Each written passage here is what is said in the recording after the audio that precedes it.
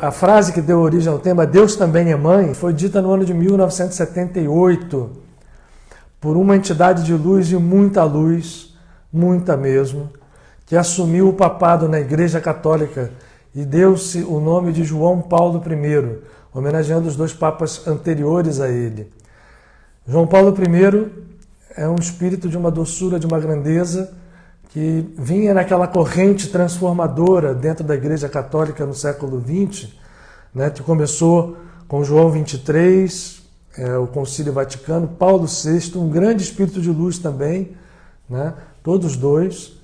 E João Paulo I veio numa tarefa que estava ali no século XX sendo preparada pelas hierarquias que cuidam da evolução do nosso planeta, né, para que a Igreja Católica ganhasse o poder que ela já tinha conquistado ao longo de tantos séculos e todo o potencial que ela tinha em mãos, que ela pudesse ter a espiritualidade viva dentro. E funcionou de uma certa forma, né? Houve grandes modificações, grandes impulsos dentro da visão do catolicismo. E a gente até aqui fica feliz de falar isso, porque muitas vezes parece que a gente está aqui combatendo uma ou outra religião.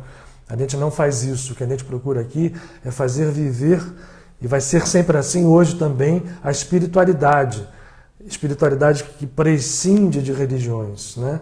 E ela pode estar dentro de todas as religiões. E no caso da Igreja Católica, a corrente que vinha desde João XXIII, desde Paulo VI, chega a João Paulo I. E ele entra arrasando, né? Mostrando primeiro uma simplicidade e uma humildade únicas. Né? Eu não via, antes, certamente, agora o Papa Francisco vem retornando com esse tipo de postura, mas João Paulo I era doçura em pessoa. E um belo dia, lá um domingo, né, no encontro que o Papa tem com os fiéis, ele diz a seguinte frase: Deus não é só pai, Deus também é mãe. Gente, isso vai de frente a toda a teologia clássica no catolicismo, e mais do que no catolicismo, nas derivações reformadas desde a reforma de Lutero. Apesar de Lutero ser ele por si só um grande devoto e um admirador de Maria, você não tinha o lado feminino dentro da igreja de forma nenhuma exposto como algo poderoso, como algo que refletia também a divindade. Deus era visto numa forma patriarcal, masculina e assim só como pai, né, a forma como Jesus veio chamá-lo, que foi também renovadora, foi também foi uma novidade, foi uma coisa que foi revolucionária quando Jesus começou a evidenciar a natureza paterna da divindade, porque até então era uma natureza masculina, mais dura. Não um pai, mas um criador, cobrador, um criador, isto visto pelos ângulos mais restritos, né? Sem um entendimento profundo do que fosse a espiritualidade e a realidade espiritual. Mas no catolicismo isso ficou, né? Deus é pai e Deus é masculino. Quando vem um papa dizer isso, ele mexe com todo um edifício. Isso fez muita bagunça e uma reação muito grande aconteceu. Eu acho que o papado dele ter durado só 28 dias, como durou, né? E ele morre de uma forma muito esquisita, que muitos atribuem, inclusive, até a um envenenamento. Enfim, não estamos nós aqui para dizer nada, sim ou não, mas o fato é que ele saiu de cena muito rápido. Mas em homenagem a esse grande espírito de luz, nesse grande dia em que a gente homenageia também Teresa d'Ávila, mas que nós vamos começar a falar que é importante que a gente entenda, né, como instrumento de crescimento, de conhecimento espiritual, de conhecimento interior, que a gente entenda a importância da deusa ou da divindade feminina ou da face materna do eterno, do Criador. É importante que a gente entenda porque nós estamos entrando numa época, no momento da humanidade, e que o entendimento do poder feminino, entender como ele foi desprezado e como isso fez mal para a humanidade como um todo, esse entendimento e essa recuperação do feminino para integrá-lo ao masculino e nós chegarmos ao que a gente propugna aqui, que é a unicidade. A gente não está aqui querendo que um prepondere sobre o outro, a gente está entendendo aqui que o processo é único e ele possui uma dualidade harmônica, dois aspectos que os unem, Então, esses dois aspectos se unem numa unidade que nós estamos buscando, e a gente não pode desprezar nem o lado masculino nem o feminino. Mas hoje a gente tem que falar bastante aqui de Deus Mãe, até para entender que a Mãe Divina esteve sempre presente, mesmo quando a gente achava que não. Olha só, gente, vamos olhar uma coisa aqui. A gente pode escolher qualquer abordagem, e eu vou começar porque nós vamos hoje também tocar na tradição oriental, na tradição védica, não tem dúvidas, né? Nunca houve a separação nem a ocultação da Mãe Divina como face, como útero criador do universo e da própria vida. Então, na tradição védica, e a gente vai falar porque nós também estamos numa semana extremamente importante também na tradição védica. Nós vamos entrar agora daqui a 2 dias, no dia 17 de outubro, no nosso mês solar, né, no 8º mês solar, no mês védico de Ashvina, no Navratri, ou Navaratri, né, aportuguesando a pronúncia, em que se comemora a força, o poder e a ligação que nós podemos ter com a natureza divina mãe, com a Mãe Divina. Então, dentro da tradição védica não havia e nem nunca houve questão sobre a identidade feminina de Deus compondo a unidade. Esse problema virou e criou-se aqui no Ocidente, né? Por 500 razões, nas tradições mais para o Ocidente, depois de civilizações com poder matriarcal muito intenso, e ainda na civilização celta, por exemplo, esse poder matriarcal se preservou muito intensamente, né? A visão celta ainda guardou essa tradição, mas na tradição dominante o patriarcalismo tomou a sociedade e a gente ainda hoje está discutindo na nossa sociedade do século XXI direitos femininos sagrados que não são respeitados, né? E todo tipo de discriminação que ainda sofre a mulher como expressão feminina na humanidade e o feminino em geral, né? E o entendimento da grandeza e da unicidade da vida. Bom, na civilização ocidental foi o problema, mas não era não, e nem é. Se a gente for olhar a tradição espiritual ocidental no seu mais profundo, nós vamos ver que sempre esteve presente ali a face feminina da divindade. Vocês querem ver?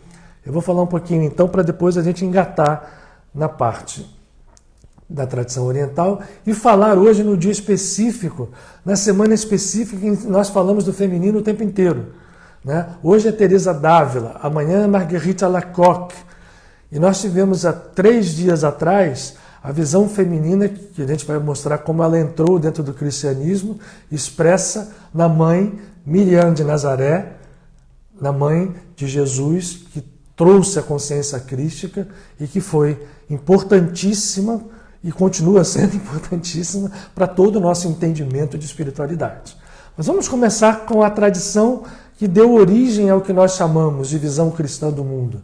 Porque Jesus se incorpora a uma tradição muito profunda, e nós temos falado aqui repetidamente, mesmo lá presencialmente na casa de Padre Pio, que nós buscamos resgatar a figura grandiosa do Cristo, retirando dos pedestais, dos falsos pedestais que as religiões o colocaram.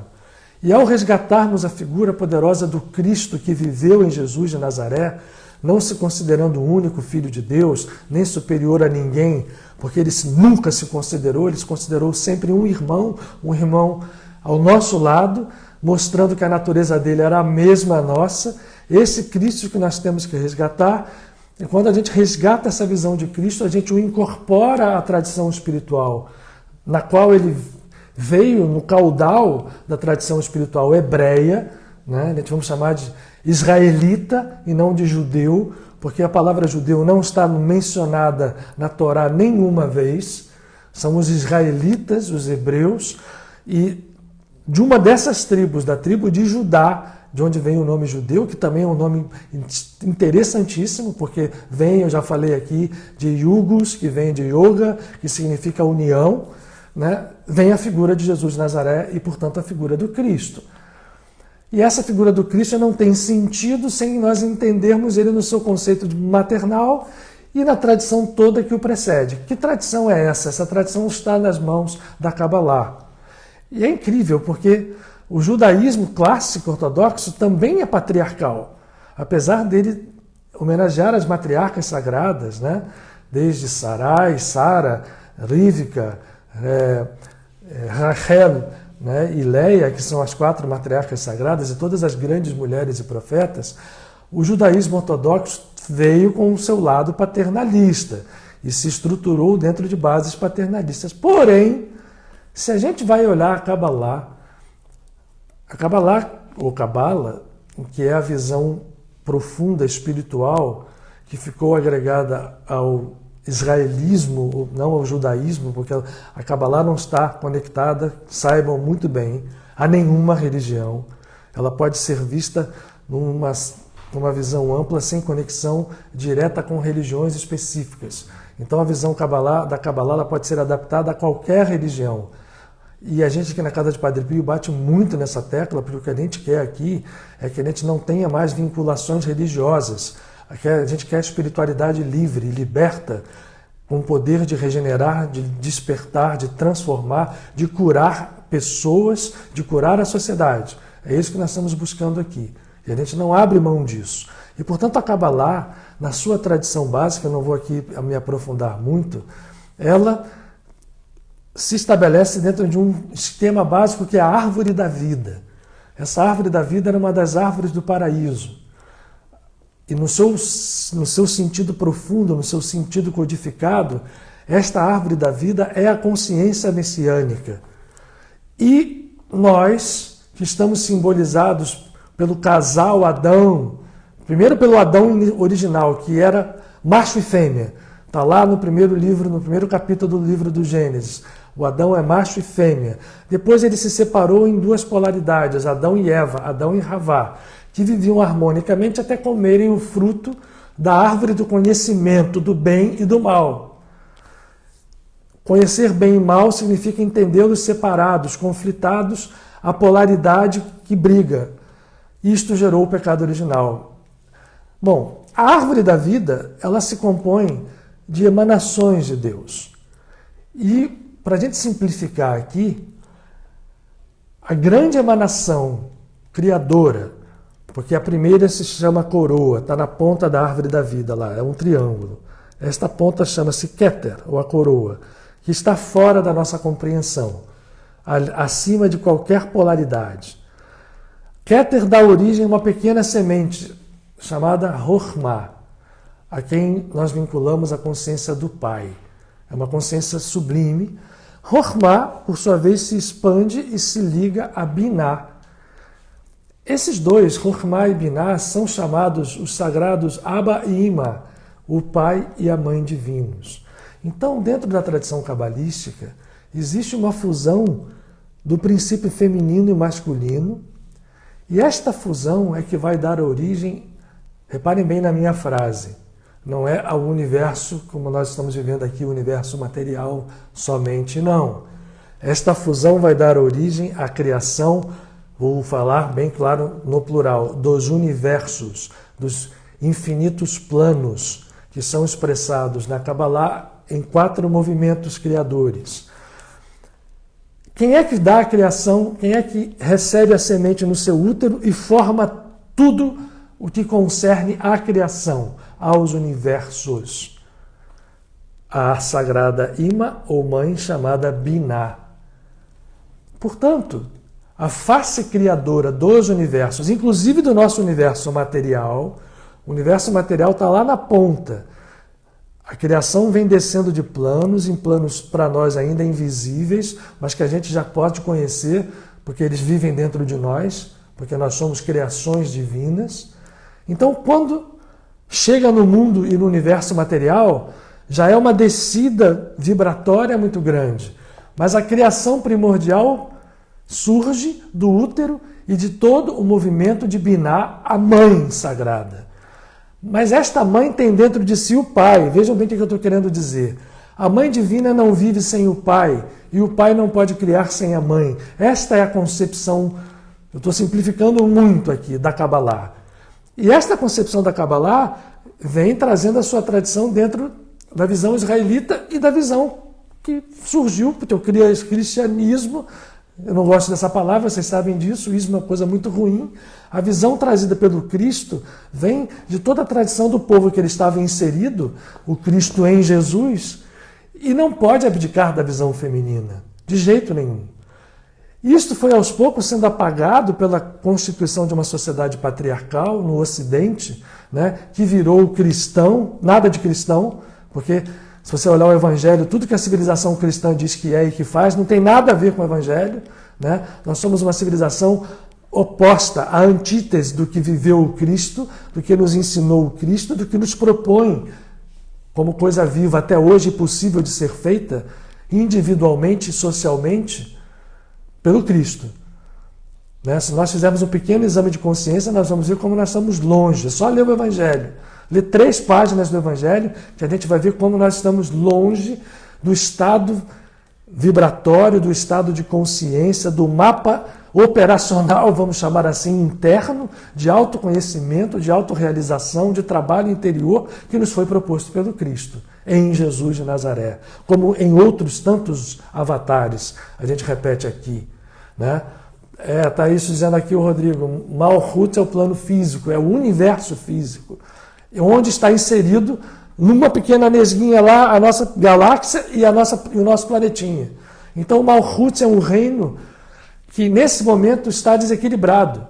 Então o nosso universo físico, todo ele, vocês olham como a ciência hoje está descobrindo, apesar de ser grandioso, porque é divino, como ele é violento, como ele é forças em colisão, esse reino ainda está desequilibrado.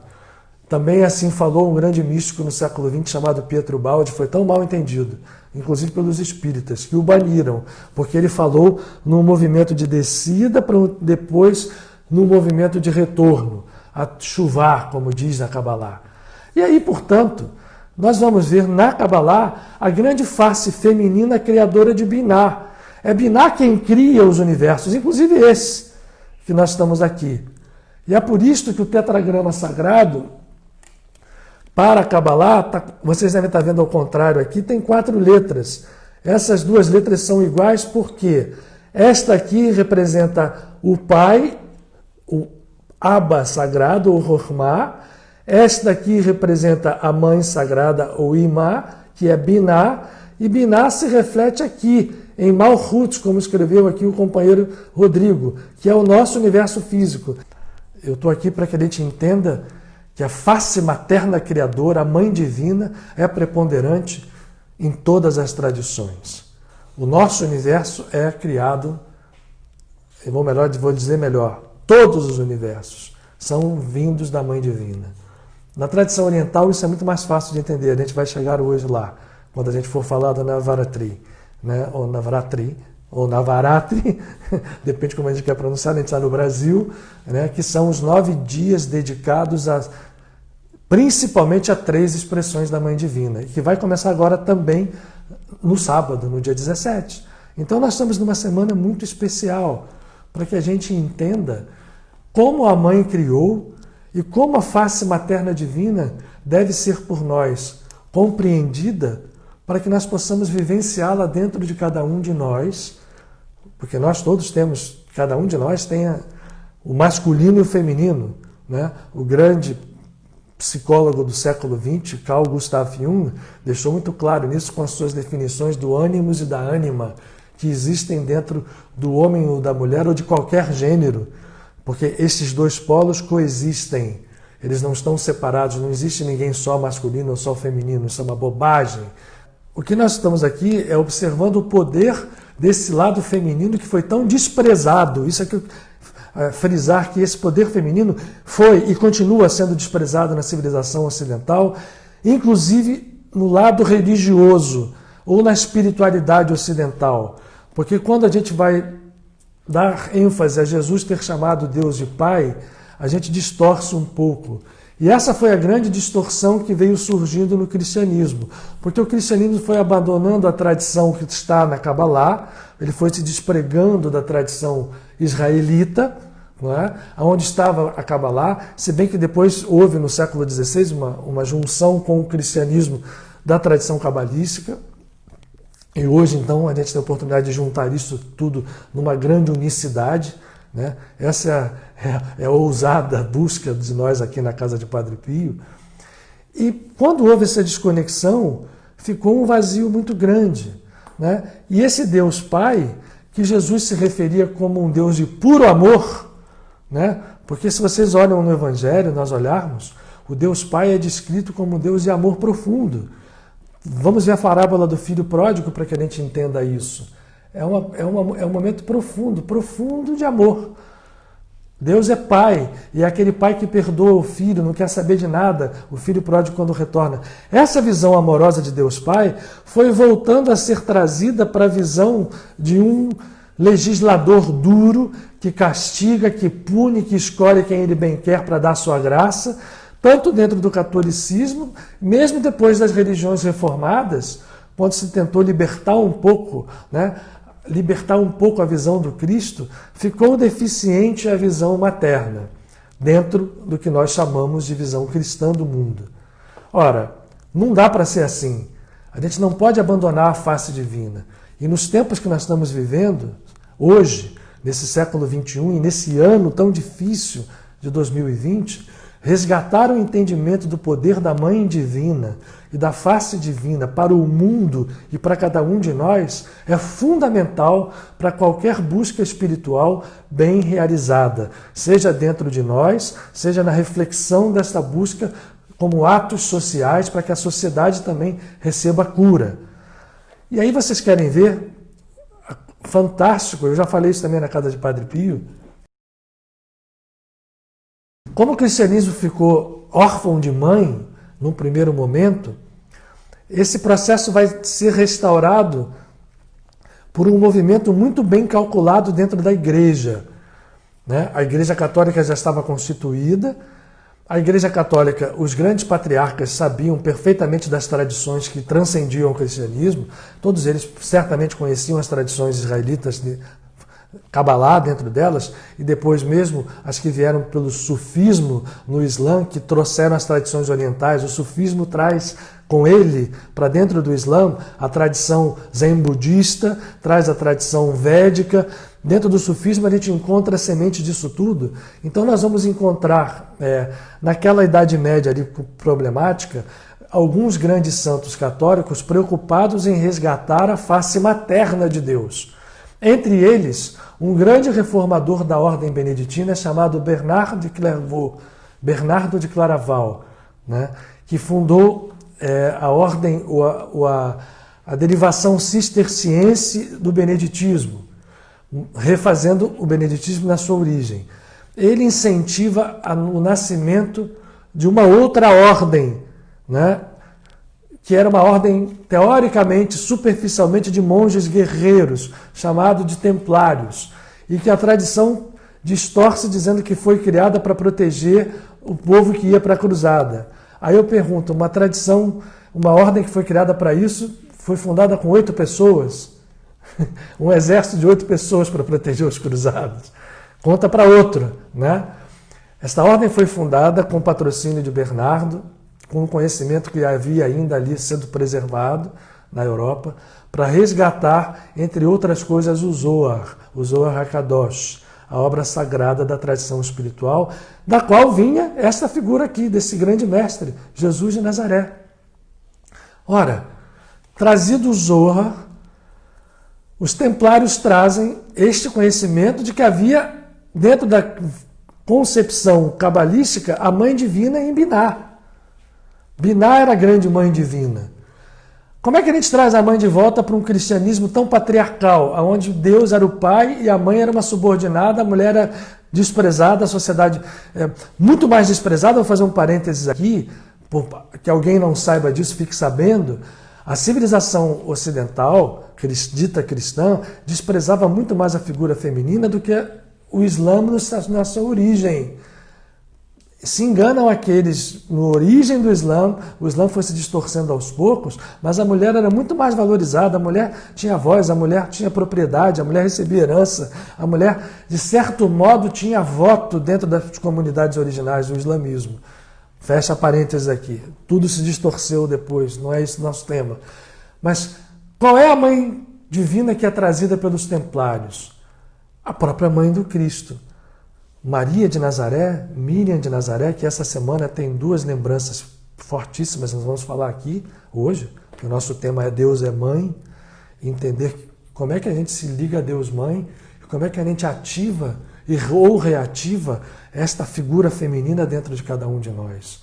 E a busca, como, já que ela é a criadora de tudo, como ela pode recriar tudo, como essa visão feminina no universo e em nós pode ser o fator recriador, porque assim é.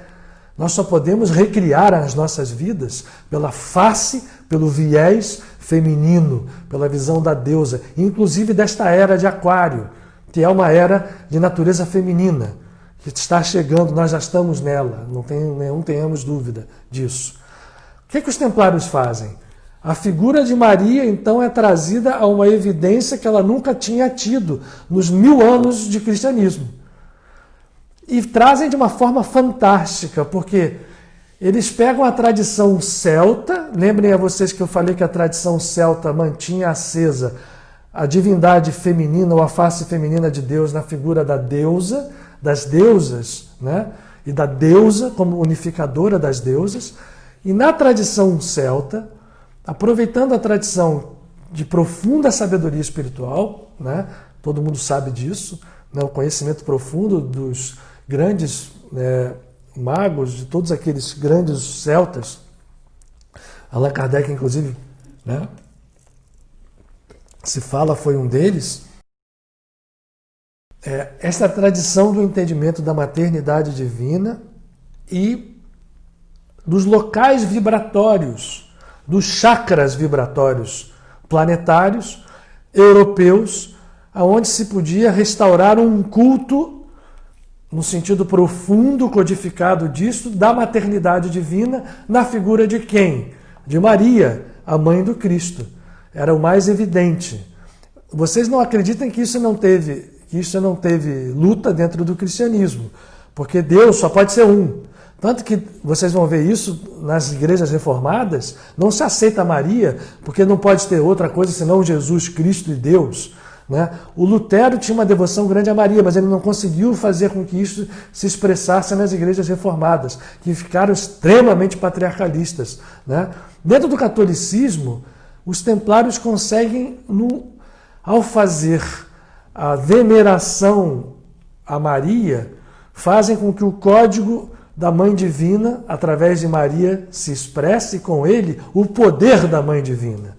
Então, o que os templários fazem? Na Idade Média, eles instalam as grandes catedrais, todas as grandes catedrais de estilo gótico da Idade Média, né, nas linhas vibratórias, nos chakras que vão por toda a Europa Ocidental, né, até os confins, descendo, são todas templos estruturados com conhecimentos profundos, herdados todos eles do conhecimento cabalístico e sufi, a geometria sagrada, não é? Os arcos, as rosáceas, os labirintos, tudo isto é posto dentro de templos, que são templos extremamente poderosos em termos de vibração. Até hoje quem vai a um deles está e vai ver que é assim. Estão posicionados todos eles em chakras planetários, que traduzem energias extremamente poderosas, vinculadas a quem? A face divina de Deus, a Mãe Divina, e esta Mãe Divina é representada por Maria. O culto mariano, porque vocês vão ver que todas as catedrais góticas são todas elas dedicadas inicialmente e primordialmente a Nossa Senhora. Na França, Notre-Dame, né? Notre-Dame de Paris, Notre-Dame de todos os lugares, porque se traz de volta a importância da Mãe Divina. Isto dentro do cristianismo. E aí, né, nós vamos entender a importância da entidade de Maria, de Miriam de Nazaré, dentro desse concerto civilizatório. E é por isso, né, que nós não só temos que venerar no sentido religioso, mas entender a significação espiritual e profunda da face divina que foi possível trazer dentro do cristianismo e foi trazida de uma forma espetacular pelos templários, né, que a gente já falou aqui, haviam trazido o Zohar HaKadosh, e com isso o entendimento da árvore da vida, da Mãe Divina em Binah, Binah precisava ser representada, e Malchut precisava ser representada, as faces femininas dentro da árvore da vida, a deusa que está dentro de cada um de nós, precisavam ser representadas, e a figura escolhida e muito bem escolhida foi a própria mãe do Mestre de Nazaré, de Jesus, Miriam Maria. Então, é importantíssimo a gente perceber que nós temos aqui, quando a gente quer um conhecimento espiritual, quando a gente quer um entendimento da unicidade da vida, a unicidade se faz pela fusão de dois polos. E se a gente ignora o polo feminino, nós estamos órfãos e completamente distorcidos, completamente desviados da finalidade e do caminho fundamental que nos leva o retorno consciencial à consciência cósmica de onde nós emanamos. Muito bem, gente. A gente falou da face feminina, né? Eu escolhi começar pela Kabbalah. Por que razão? Só um último momento aqui, para que a gente encaixe essa semana. Quem está com a gente aqui há mais tempo sabe que a gente está trabalhando desde o dia 15 de agosto, na quaresma de Miguel Arcanjo de 46 dias, porque os 46 dias abarcam o mês solar, o mês astrológico de Virgem, num trabalho de renovação interior, para que a gente caia no que é chamado mês de Libra, onde a gente pode se recriar, todo mundo já sabe disso.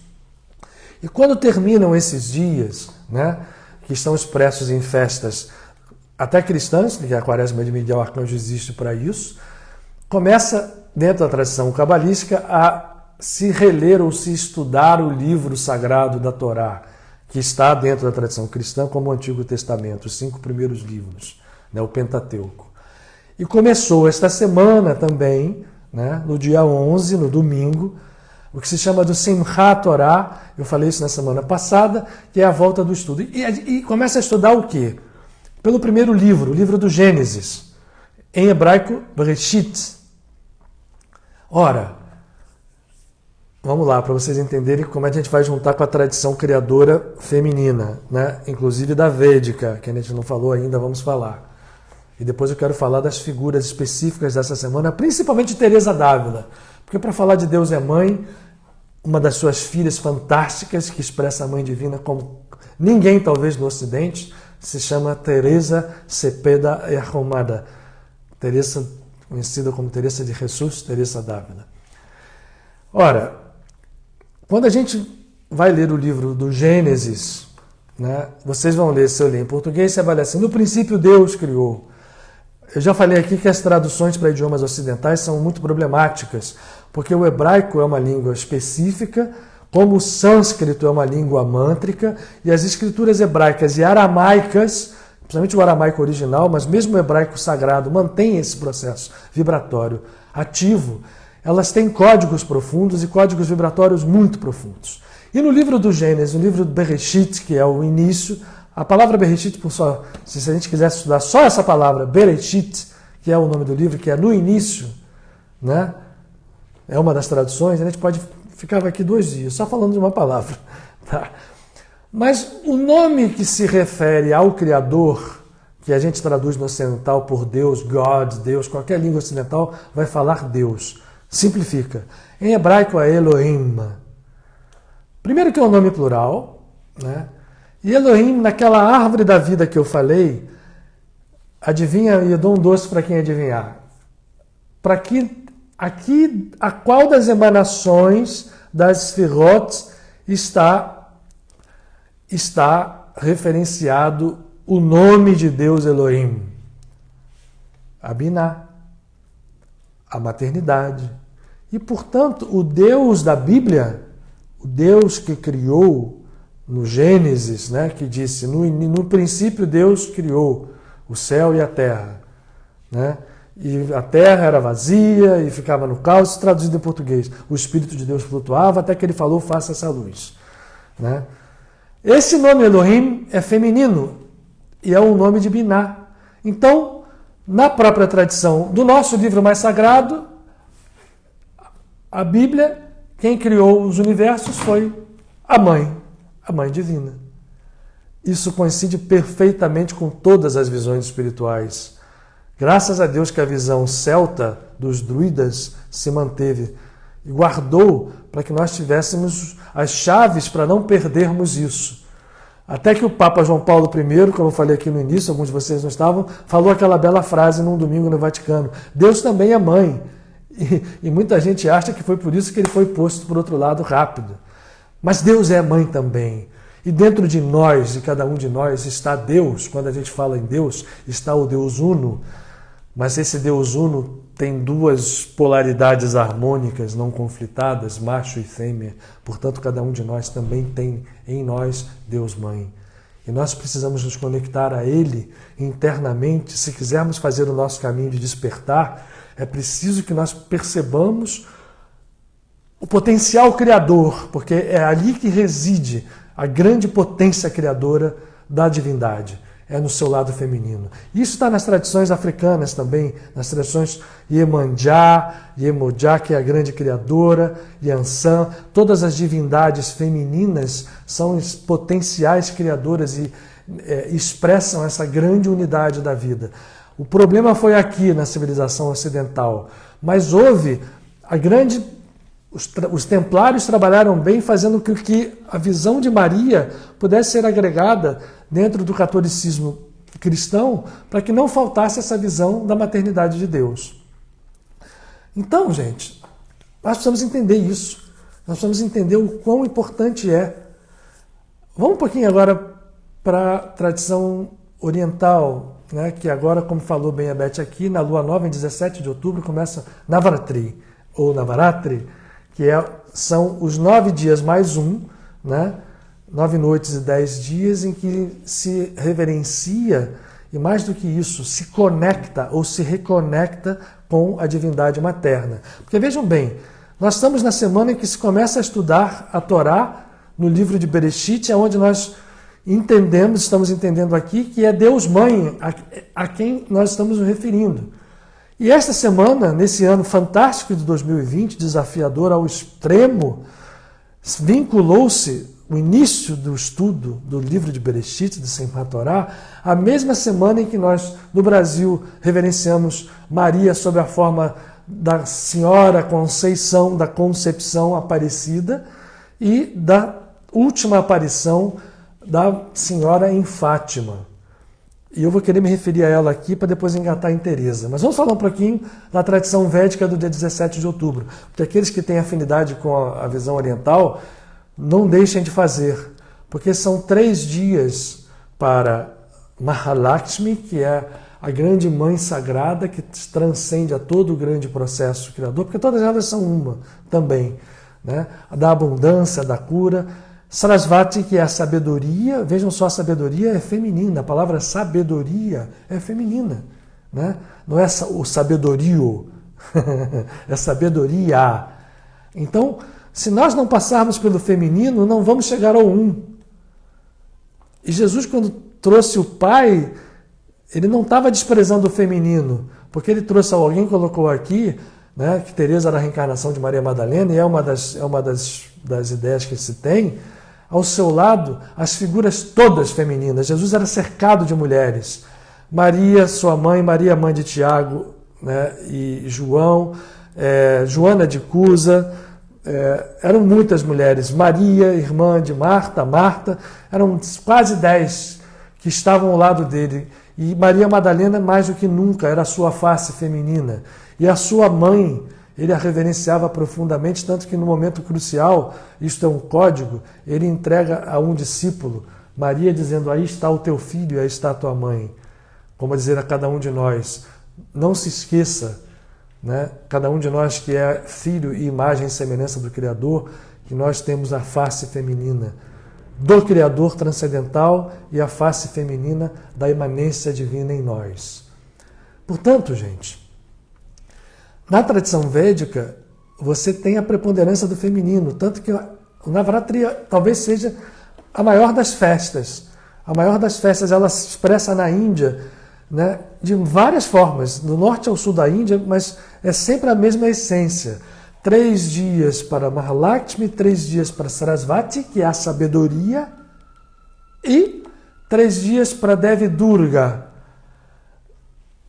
Paramahansa Yogananda e Swami Sri Yukteswar eram tão devotos da Mãe Divina, e quem conhece um pouco da história de Paramahansa Yogananda e de toda a cadeia, né, de espiritualidade oriental, sabe o quanto era respeitada, tanto que existe no livro Autobiografia de um Yogi.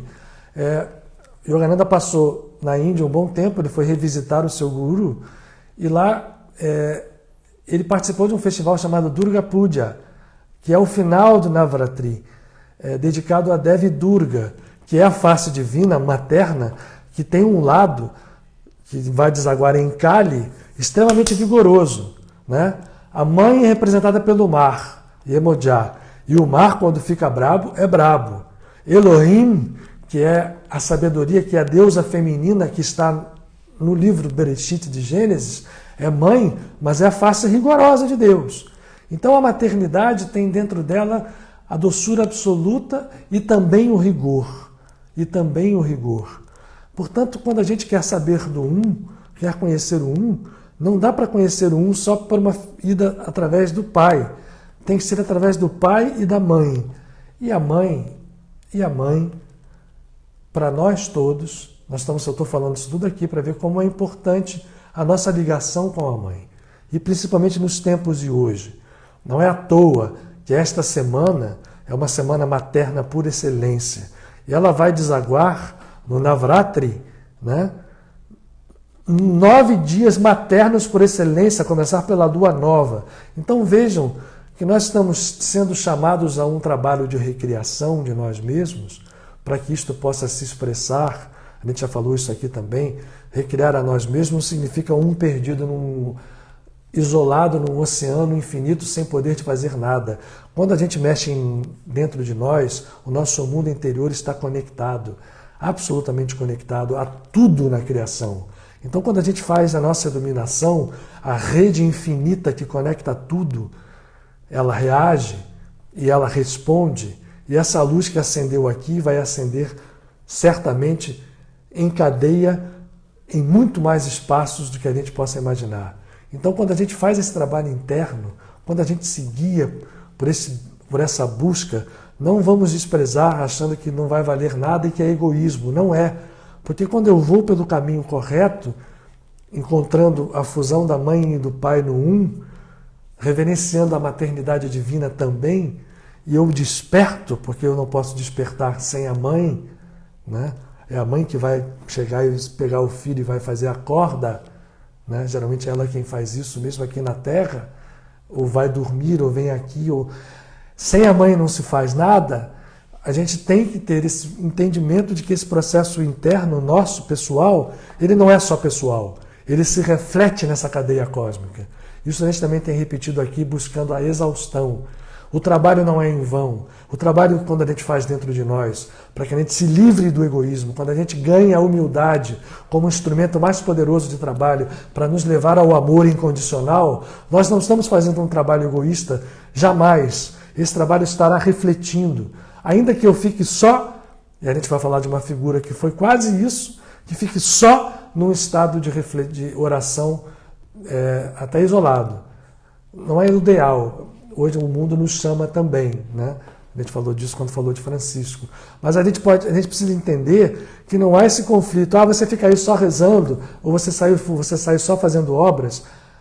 Continua tudo sendo trazido para o seio da unidade. As coisas precisam ser unificadas. Então, esta semana é uma semana sagrada, porque nós estamos hoje no dia de Teresa d'Ávila, numa semana de Simchat Torah, onde nós estudamos o livro do Gênesis, onde Elohim, o nome feminino de Deus, é o Criador dos universos, e a Mãe Divina precisa ser exaltada, e ela desemboca no Navaratri,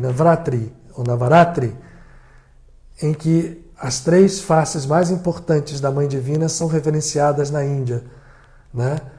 Mahalakshmi, Sarasvati e Devi Durga, todas nas suas faces.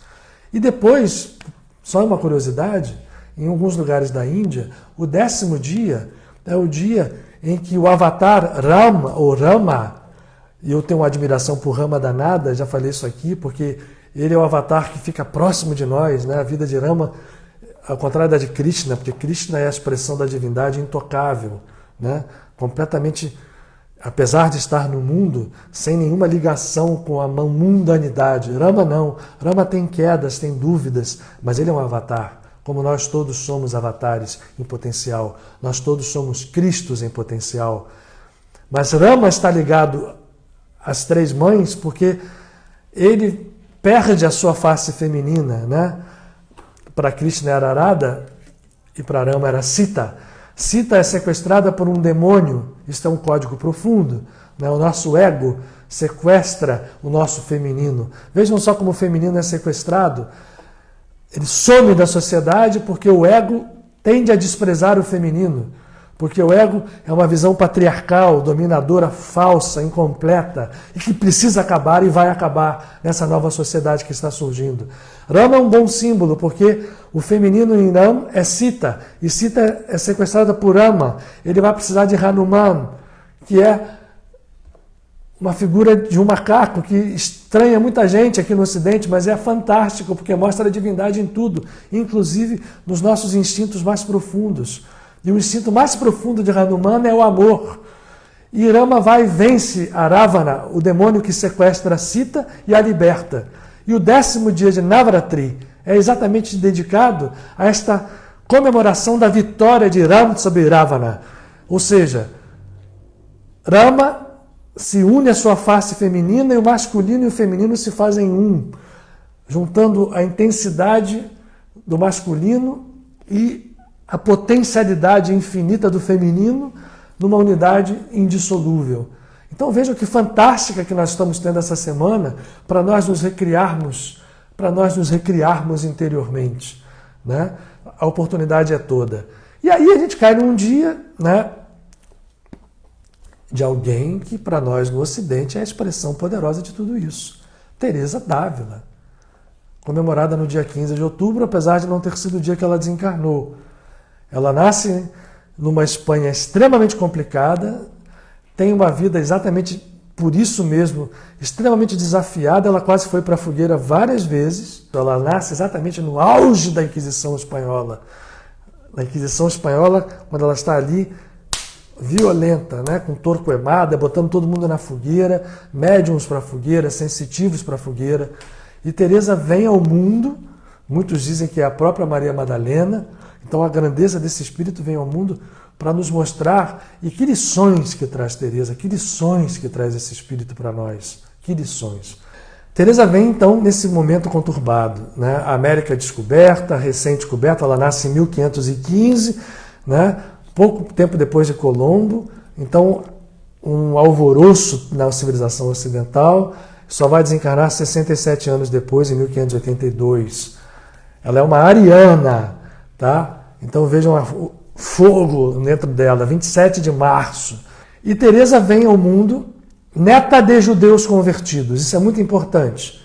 É importante que a gente entenda que Teresa vem, o seu avô paterno, seu pai Afonso de Cepeda, nasce em Toledo e vai para Ávila para poder levar o seu dinheiro para lá, porque ele como seu pai, o seu avô, o avô de Teresa, o pai do seu pai, era judeu, ele teve que passar por uma conversão vexaminosa, usando um chapéu amarelo, fazendo uma procissão no meio da cidade para mostrar que ele tinha se convertido.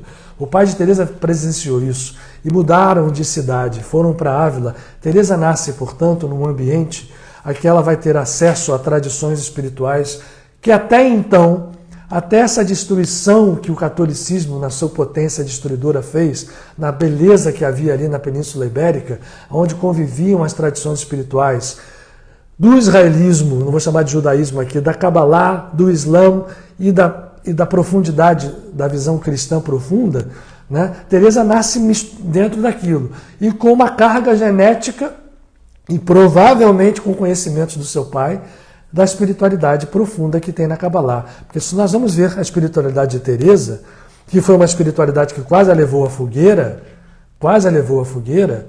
nós não vamos ver outra coisa que não algo que inclusive confronta com a teologia clássica do catolicismo. É uma maravilha nós vermos a sobrevivência, porque tinha que ser, porque veio do alto, veio dele mesmo, né, de tudo aquilo que Teresa viveu e deixou como obra para nós todos. Apesar de estar inserida dentro do cristianismo católico, transcende muito. A visão de Teresa é universalista, isso que a gente vai tentar falar um pouquinho aqui, compartilhar com vocês. Primeiro como mulher, né, para mostrar o potencial do feminino. Ela nasce nessa família que eu disse a vocês, né, a sua mãe é o segundo casamento do seu pai, morre muito cedo, e Teresa começa a expressar uma sensitividade que nós chamamos, hoje pode chamar na linguagem espírita de mediúnica, absurda. Os primeiros anos de Teresa são duríssimos, e também com uma tendência pelo amor que ela tinha dentro dela, e a gente vai olhar aqui que o amor pode se expressar em vários canais, inclusive através do canal da sexualidade. Esse é o grande desafio da raça humana, porque ele se expressa facilmente pela sexualidade e a gente distorce isso com uma facilidade incrível. Mas ele se expressa, e Teresa tinha esse amor, então ela tem dentro dela um potencial feminino de amor também muito grande. Como ela foi criada numa civilização cristã, daquelas extremamente, né, que fica ali perseguindo e cheia de preconceitos, ela é muito duro para ela, essa sexualidade no início.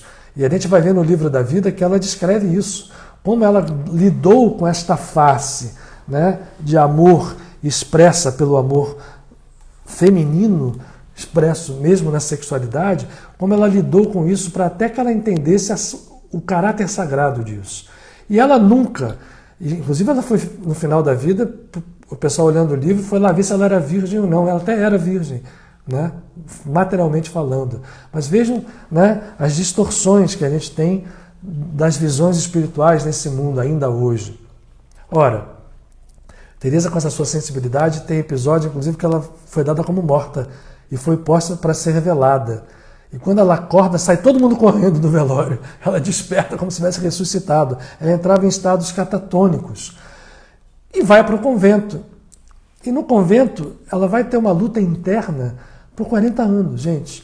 Então vejam a grandeza desta santa. Isso para nós é um danado de um estímulo para que nós não desistamos. E, aliás, uma das grandes palavras-chave desse espírito é perseverar. Perseverar, não desistir na busca espiritual, principalmente na busca espiritual. Não desistir na vida em nada, em nenhum objetivo, mas que nós tenhamos objetivos sagrados que sejam o fulcro, que sejam a base dos objetivos materiais da nossa vida, quando eles existem e podem existir sim, porque a matéria ou o mundo material também é sagrado e ele precisa um dia ser justo, unido à natureza divina da qual ele emanou. Ele precisa ser recriado. Então, nós precisamos nos recriar e o objetivo sagrado pode ser conectado sim a um objetivo material, desde que o amor, que a justiça, que o compartilhar, que a ausência do egoísmo, que a humildade sejam um comando vibratório disso tudo. E Teresa, portanto, fez esses movimentos e a palavra-chave dela é perseverem, não deixem de perseverar, e ela fez isso até o final. Ora, por 40 anos ela lutou contra essas forças todas internas, contra onde ela vivia, que era um convento extremamente confortável, onde ela falava com todo mundo. Ela descreve isso numa das suas obras no livro da vida, onde ela conta a sua vida, até que ela tem uma visão com esse grande mestre aqui. E aí, para ela, muda tudo. Ela entende a proximidade que é a figura de Jesus. Ela tratava Jesus de você. Ela entendia que Jesus tinha divindade, sim, mas que a divindade de Jesus, e dito por ele, para ela, era algo que estava e era comum, só era oculta, só era esquecida, só era desprezada, era comum a toda a humanidade, homens e mulheres. Teresa entendeu isso perfeitamente e viveu com Jesus uma relação de amor profunda. Primeiro, quando ele veio chamá-la à ordem. E aí ela sai, ela estava na ordem carmelita já, nessa ordem há 40 anos, com 40 anos de idade, há mais de 20 anos dentro de um mosteiro extremamente desvinculada, uma luta espiritual profunda, estímulo para nós, né, para a gente não desistir e perseverar na nossa busca espiritual também. Quando ela vira o fio, ela faz e propõe uma reforma na ordem carmelita. E olha a batalha que ela sofreu. Se não fosse Pedro de Alcântara, um grande franciscano, um grande santo, e João de la Cruz, né, o grande poeta, o grande santo poeta que a ajudou, e outros que em volta dela estiveram, ela teria ido para a fogueira certamente. E quase foi algumas vezes, né? Mesmo, né? Não é quase foi, quase foi. E aí ela sai para fundar uma ordem vinculada à busca profunda da espiritualidade, chamadas Carmelitas Descalças, onde a pobreza volta ao padrão, quase que repetindo a ordem franciscana. Frei Pedro de Alcântara era franciscano e ele era muito respeitado. Foi pelo respeito a ele que não fizeram nada com Teresa. E Frei Pedro de Alcântara fez também uma reforma na ordem franciscana. E Teresa faz o Carmelo, primeiro com as monjas e depois com a ordem masculina, obedecer a uma profunda busca espiritual, onde a oração, entendida como um instrumento não repetitivo, não formal, não apenas como uma obrigação, né, vazia, mas a oração e a meditação, é com Teresa que surge a meditação dita cristã. Não existe meditação aqui ou ali, só existe uma, não importa, mas ok, que se dê esse nome. Mas Teresa, esse grande espírito, essa grande mulher, vai criar, depois que ela sai do mosteiro da Encarnação, um mosteiro dedicado ao seu grande patrono, o grande espírito que deu a Jesus o calor paterno, José, né? O São José, que para ela era o seu grande protetor. Ela repetia: nada que eu tenha pedido a São José na minha vida ele me negou, eu tudo recebi dele. É uma dica, hein, gente? Não esqueçam de fazer uma ligação, uma conexão com esse espírito que muitos dizem que veio diretamente das esferas de Sírios, de planetas ligados à estrela Sírios, para reencarnar, para trazer ao mundo esta figura aqui, o Mestre de Nazaré. Portanto, Teresa cria um mosteiro com muita luta, o mosteiro de São José, fora das muralhas de Ávila, e ali começa a sua obra. A obra de fazer reviver o espírito do Cristo novamente dentro da chamada cristandade. E ela vai fazer isso com um sucesso absoluto. E aí começa o lado de Teresa fantástico, que ela era uma monja, com uma visão espiritual profunda, com uma sensibilidade profunda, porque ela, muitos sabem, efeitos físicos, Teresa levitava várias vezes. No Mosteiro de São José, quando se vai lá, tem uma janela a 4 metros de altura, gradeada, que as testemunhas contam que ela e João da Cruz levitavam e ela, quando via, se agarrava lá em cima e ficava pendurada, muitas vezes. E outras vezes descia ainda em êxtase para o chão e ali ela acordava, ela redespertada. Vencia, o corpo físico vencia a lei da gravidade. E Teresa aí faz na sua ordem São José uma renovação espiritual profunda do cristianismo. Eu acredito que sem isso o cristianismo teria morrido, porque foi no mesmo momento que Lutero cria a reforma, contemporâneo esse processo. E aí a contra-reforma era apenas uma briga política para acabar politicamente com o trabalho de Lutero. E Teresa vem com João da Cruz puxando de volta a espiritualidade dentro da visão cristã católica. Então é um trabalho heróico. E ela começa a fundar mosteiros pela Península Ibérica, andando na lama, andando de carroça, sendo vilipendiada, sendo combatida, sendo tudo, né? Ela era muito bonita, então tem histórias maravilhosas sobre elas, eu já contei algumas, né? Certamente muitos de vocês já sabem. Ela era inteligente, ela era espirituosa, e ela funda 16 mosteiros, 16 na Espanha, até os seus 67 anos, num período de nem 20 anos, quase 20 anos. Vejam só, né? Uma vida em que pouco tempo, fisicamente falando, faz surgir tudo aquilo que ela não havia feito, não houvera feito em 40 outros anos de vida. Então nada está perdido para nós. É tempo de recomeçar e de recriar a qualquer momento, não há idade, não há tempo, não há hora. Teresa é uma prova disso. E ela perseverou, e ela tinha êxtases espirituais, um conhecimento, e de tudo que ela deixou, dentro de coisas bastante expressivas, né? Tem histórias fantásticas dela, como aquela em que ela, numa das suas chamadas idas de fundação, com um carro de boi carregando, pega uma tempestade, e aí tem um rio caudaloso para atravessar, tempestade tinha enchido o rio, como é que faz? E aí ela passa, acaba quase todo mundo morrendo, mas chega do lado de lá com uma luta, e aí vê Jesus, né? E aí ela fala: nossa, Senhor, eu chamei o Senhor, né? E o Senhor me dá esse rio para passar, difícil, essa tempestade, o Senhor não me ajudou em nada. E Jesus, que tinha essa relação com ela, né, próxima de um amor absoluto, polo feminino e masculino da divindade, diz para ela assim: Tereza, é assim que eu trato os meus amigos queridos. Aí vira a Tereza, que era muito espiritual, assim: é por isso que os senhores têm tão poucos.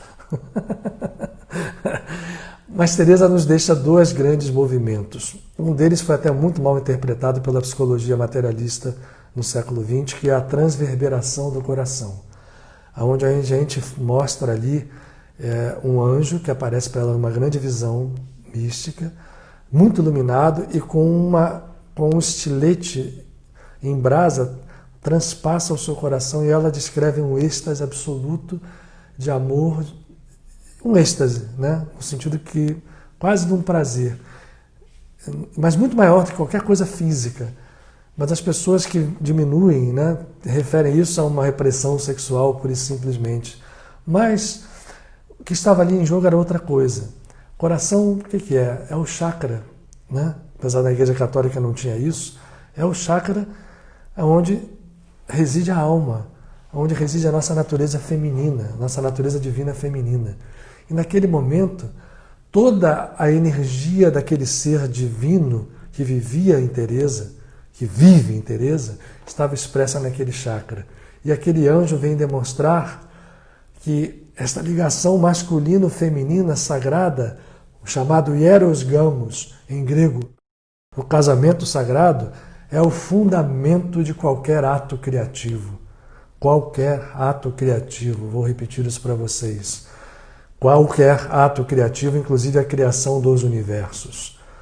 Né? Eu falei aqui da Kabbalah, em o Abba Ima, o pai e a mãe sagrados, precisam se unir, e a mãe divina, na tradição védica, precisa receber, né? Mahalakshmi precisa receber de Narayana a grande semente para que ela dê origem, também ela, aos universos. Durga Devi, né? A mãe. A mãe é a criadora. E Teresa, naquele momento, vivia aquela expressão poderosa de criação no fenômeno chamado da transverberação. O outro grande fenômeno, o outro grande movimento de Teresa são os grandes episódios da sua vida. É um último livro que ela deixou, alguém já escreveu ali, chamado Castelo Interior Moradas. Esse livro, gente, tem até um trabalho, o Adroaldo, meu grande amigo Adroaldo, até me relembrou o trabalho de uma professora que fez uma comparação com a obra de Teresa d'Ávila com tudo que nos ensina Swami Shri Yukteswar e Paramahansa Yogananda. E é verdade, porque a espiritualidade é uma só.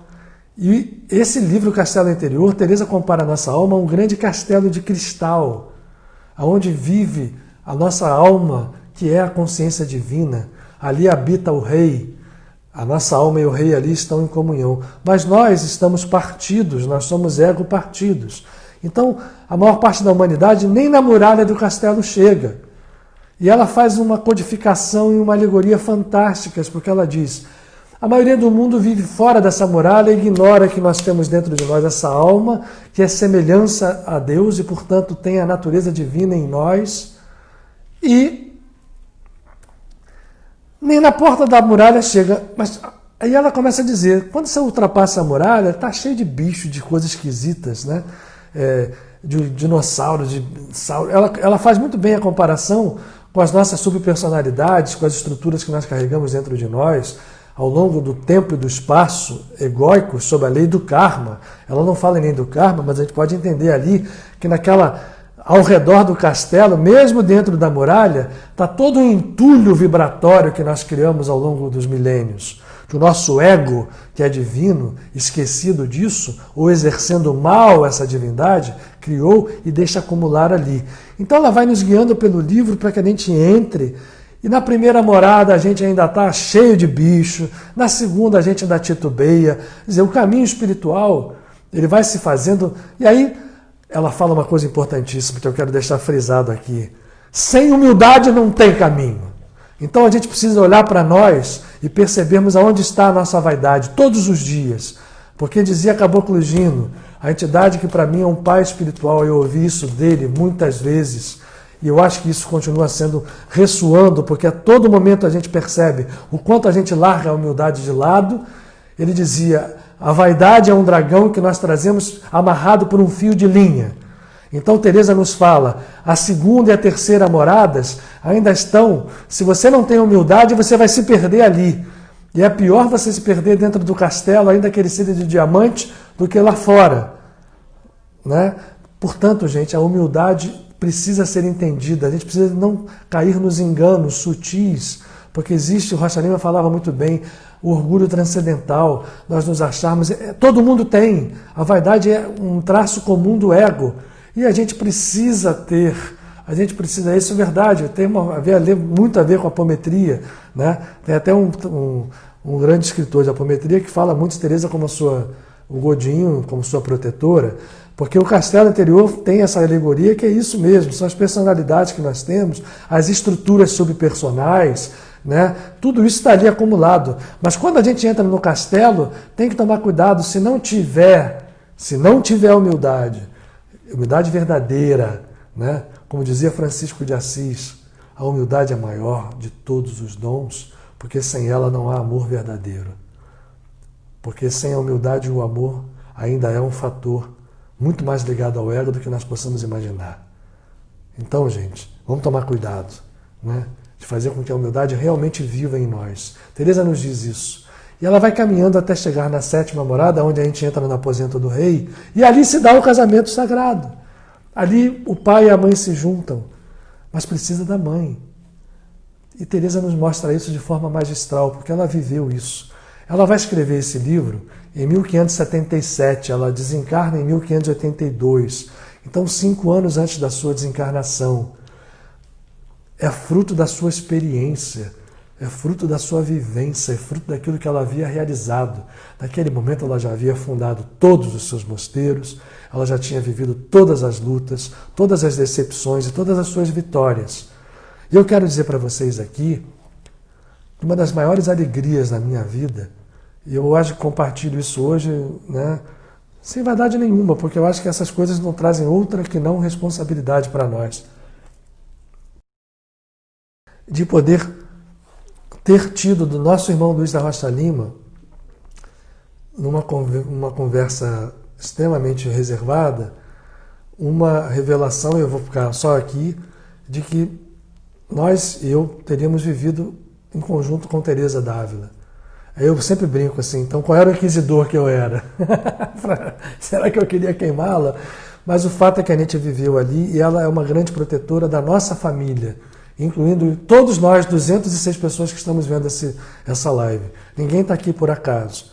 E eu tive a alegria de ver Teresa materializada mais de uma vez no Frei Luís e também na casa de Padre Pio, na sua beleza, na sua luz e no seu amor, trazendo para nós, não é só a luz que ela vinha materializada, mas é a vibração que traz. É indescritível, gente. Uma entidade dessa ordem materializada, ela nos toca a alma, a profundidade só com a sua presença. Como eu rogo que ela hoje possa estar presente enquanto nós estamos conversando aqui. Porque a gente também repete que essas entidades, eles têm o dom da ubiquidade. A consciência deles é muito maior que o nosso plano, então ela pode estar aqui em Ávila, em qualquer outro lugar, principalmente no dia em que ela deve estar sendo comemorada, né, em todos os lugares.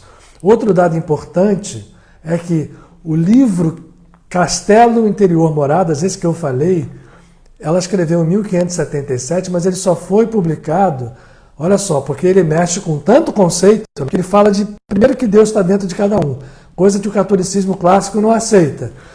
Depois que tem o lado feminino da alma, que é Deus também. Olha quanta coisa, ele só foi publicado em 1586, 4 anos depois da morte de Teresa, da desencarnação de Teresa, que desencarnou no dia de Francisco de Assis. Ela é comemorada dia 15 de outubro, mas ela desencarnou dia 4 de outubro de 1582. 4 anos depois, sabe quem foi o revisor e quem batalhou para publicar o livro? Um frei chamado Frei Luís de León. E nesta conversa reservada, em que o nosso irmão Luiz da Rocha Lima, nosso amado pai, Luiz da Rocha Lima, nos contava sobre Teresa d'Ávila e sobre nós termos vivido lá, nos revelou também que Frei Luís, o nosso Frei Luís querido, havia sido na sua encarnação anterior Frei Luís de León, e que tinha sido um grande batalhador para poder trazer à luz esse livro que até hoje é um tesouro, né? Imagine para os católicos, né? Que não têm, muitas vezes por preconceito, não vão às tradições espirituais, eles têm ali, ao seu dispor, esse tesouro trazido por essa batalhadora espiritual, Teresa de Cepeda e Arrumada, Teresa de Jesus, a nossa querida e amada Teresa de Jesus. E amanhã encaixa um espírito muito ligado a ela, Marguerite Marie Alacoque, que muitos dizem que é a segunda Teresa d'Ávila, porque também escreveu um livro de memórias, porque também era uma grande sensitiva, e traz Marguerite Marie a devoção ao Sagrado Coração de Jesus. Vejam bem, é com Marguerite Marie, nos anos 1600, 1647, quando ela encarna, no dia de Maria Madalena, no dia 22 de julho, a encarnação de Marguerite Marie Alacoque na França, né? Nesse dia 22 de julho, nasce esse espírito que vai trazer a devoção do amor. A Igreja Católica é toda baseada no rigor, mas a obra de Marguerite Marie, quando esse mestre aparece para ela, o Sagrado Coração é o que? Amor. É o amor aos filhos, é o amor que rompe a multidão dos pecados, é o amor que traz o perdão.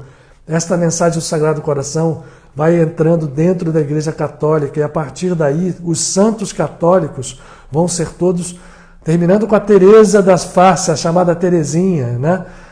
Vão todos sendo trazidos com o viés do amor e não mais com o viés da punição, apesar de ainda resistir dentro da Igreja Católica esse viés.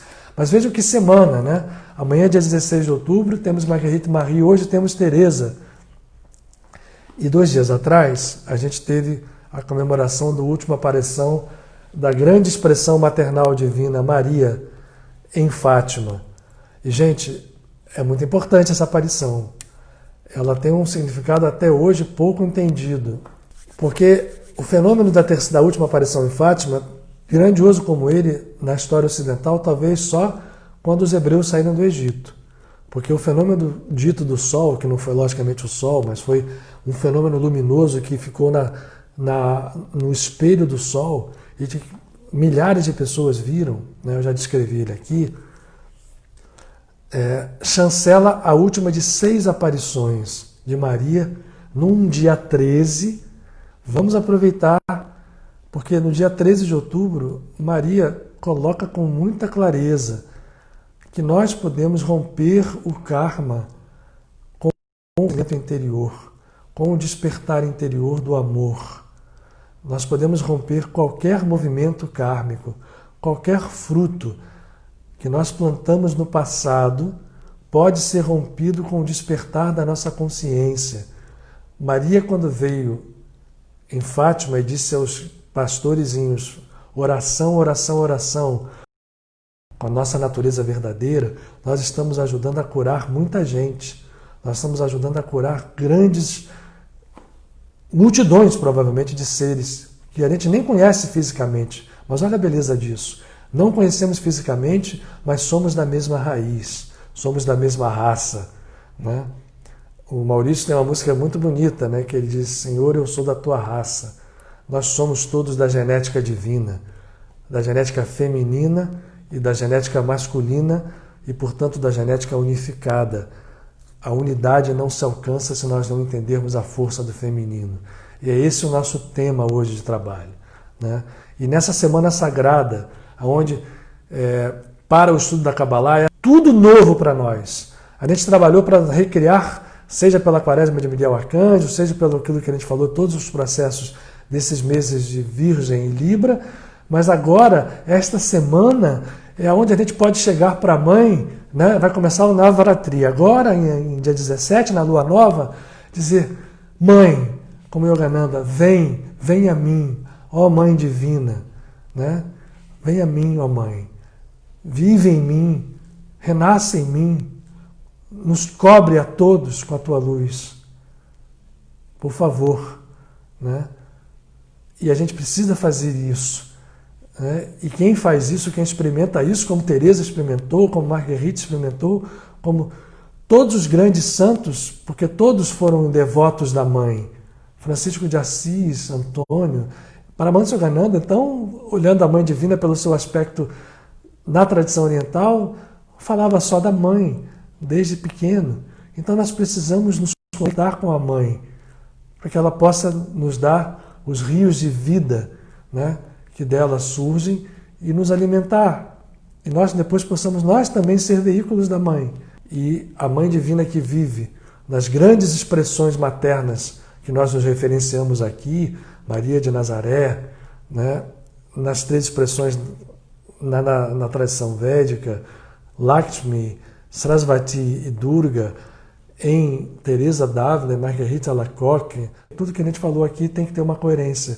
Essa mãe vive em nós e nós precisamos fazê-la despertar.